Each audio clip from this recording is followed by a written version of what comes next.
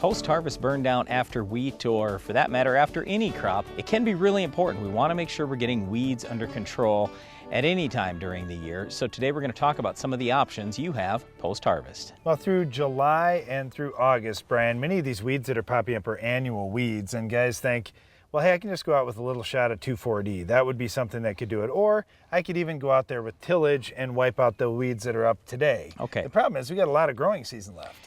Yeah, we do. So let's talk first about the tillage option. You can certainly do that if you want to. One of our big concerns is just how much moisture is going out of that soil, number one, and number two, what's going to happen with erosion afterwards.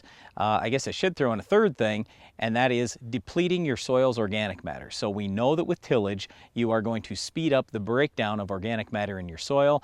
And as you know, it's a good thing to build organic matter rather than deplete organic matter. So we talk about the tillage. Yes, you can do it, but we usually steer you toward, hey, let's take a look at herbicide options. Darren mentioned 2,4-D. We talk about this almost every week now, that the old 2,4-D, in our opinion, is going to go by the wayside shortly. There is the new Freelex that's out, that 2,4-D choline, that is dramatically different in terms of volatility and drift characteristics. So we would really encourage you, if there are sensitive crops in your area, to be using Freelex rather than old 2,4-D.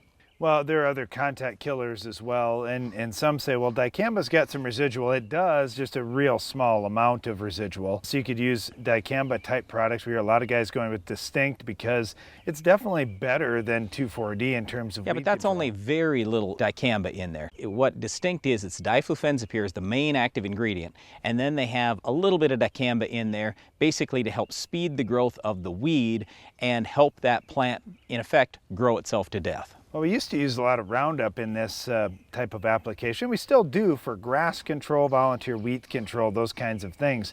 But with the broadleaf weeds, there are just getting to be enough resistant weeds, whether it's kochia or mare's tail or pigweed, that it's just not as effective anymore. So having some sort of tank mix partner would be good. The other thing, Brian, that a lot of growers are looking for is residual herbicides. What's something that I can spray one time instead of having to be out there 2 or 3 times after harvest and before I seed that next crop, controlling weeds? Yep, the most popular product always used to be atrazine, and we really would try to discourage you from using atrazine, and here's the reason why. Because in a lot of cases, there's nothing growing out on that ground, and you say, well, I want residual for future weeds. Well, the problem with that is if you start getting big rains, and especially if you have light soil, it's very easy for that atrazine to leach and end up in the groundwater. We'd really encourage you to steer towards something like Valor that's going to lock itself onto the soil and stay there until the weeds are going to suck it up.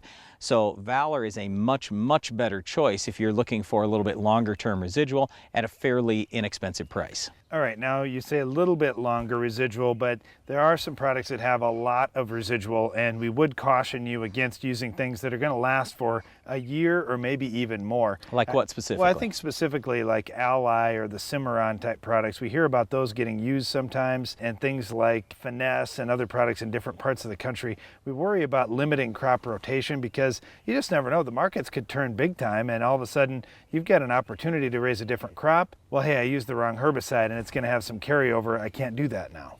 All right, I want to go back to a comment that Darren made a little earlier about Roundup, and he said we use it for grass and we use it for volunteer wheat.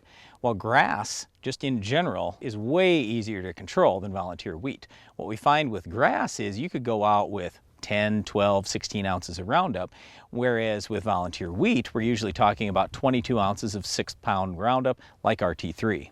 The other thing, Brian, is just making sure you get good coverage with any of these products that you're using. When you've got really thick growth, it's tough to get that coverage everywhere. And pay attention to what you're using for nozzles. Obviously, if you're using a product that you're worried about drift, you're going to have to use a little different nozzle than if you're using a flat fan and spraying really small particles that are more prone to drift.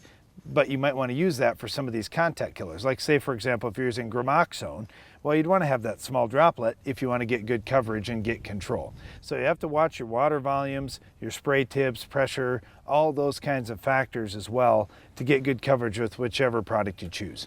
Well, once again, there are a lot of good options when it comes to herbicides for post-harvest burn down after wheat or any number of crops. We just really want you to take a look at what weeds are you after, how much residual are you looking for, and then what's my crop rotation going to be, because all of those things are what's going to ultimately help you make your decision.